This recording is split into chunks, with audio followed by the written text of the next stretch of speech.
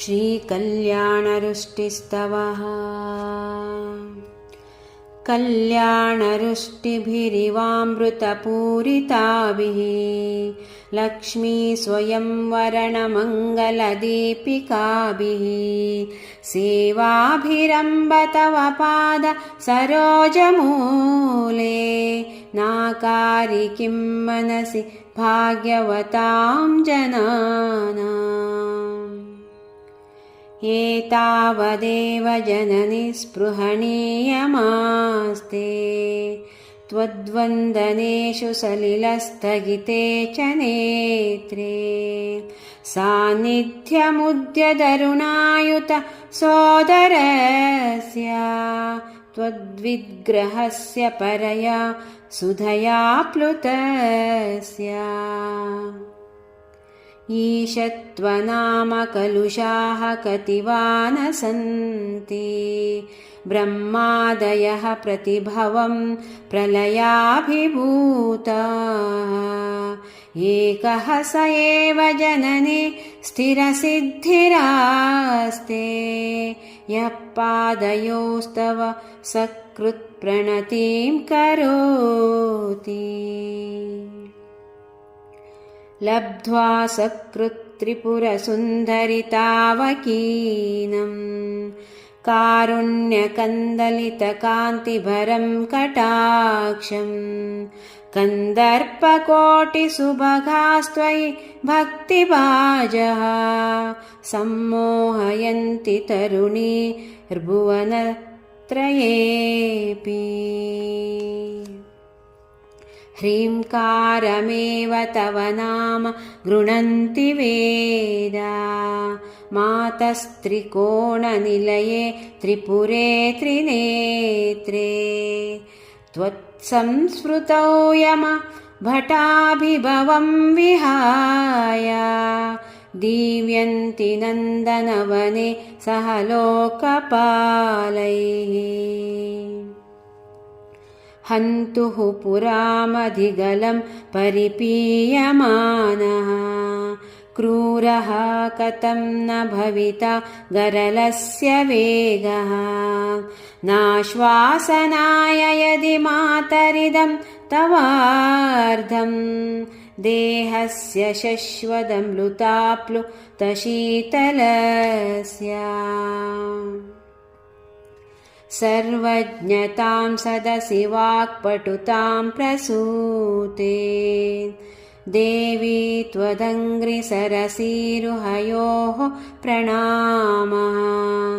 किं च स्फुरन्मकुटमज्ज्वलमातपत्रं द्वे चामरे च महतीं वसुधां ददाति कल्पद्रुमैरभिमतप्रतिपादनेषु कारुण्यवारिधिभिरम्ब भवत्कटाक्षैः आलोकया त्रिपुरसुन्दरि मामनाथं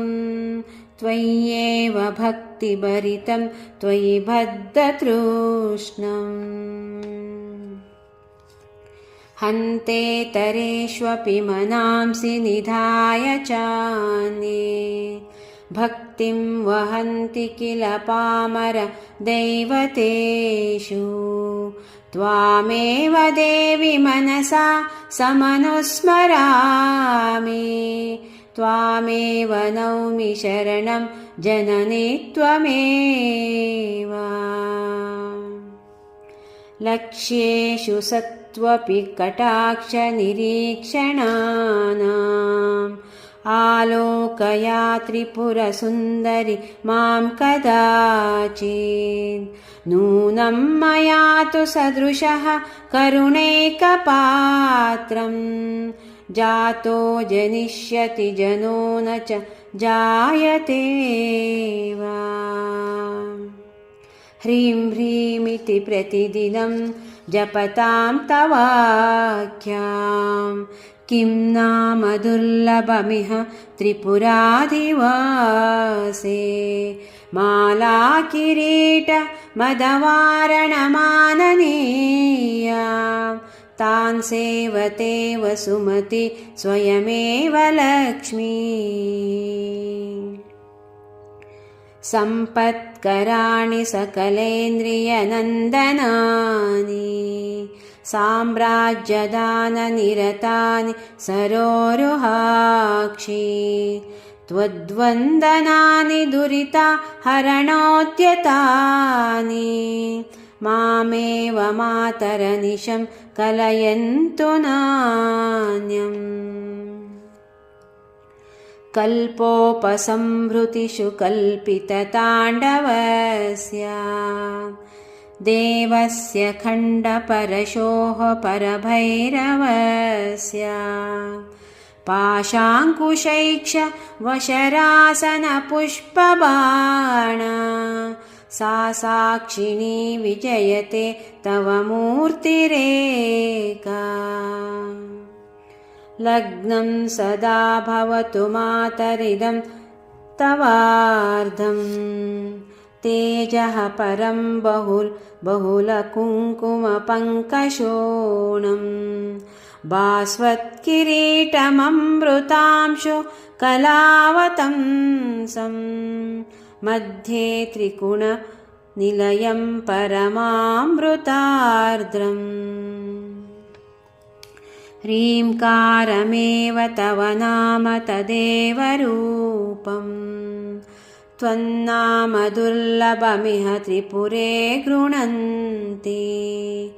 त्वत्तेजसा परिणतं वियदादिभूतम्